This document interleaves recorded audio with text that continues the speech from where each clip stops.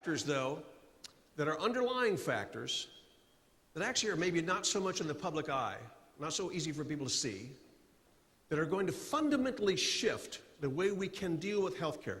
And if you're looking for markers of how healthcare is going to shift over the next 5, 10, 15 years, these are the fundamental ones to watch.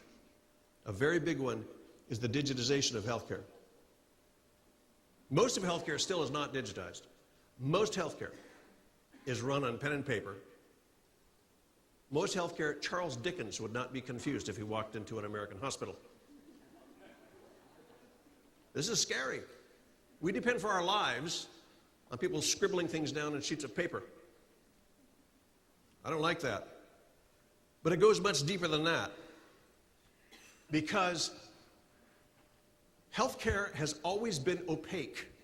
It wasn't more than about 150 years ago that doctors actually spoke Latin to each other in front of the patient because they wanted to keep the mysterium tremendum going.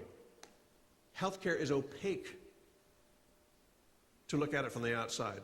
If you digitize healthcare, for the first time, it's actually possible to see into the processes of healthcare, to ask, what did people actually do? Did it work? What were the problems? You can begin to open that out, which you've never been able to do before. This is a fundamental change. And one of the things we saw in the stimulus bill was a $36 billion outlay to help healthcare digitize.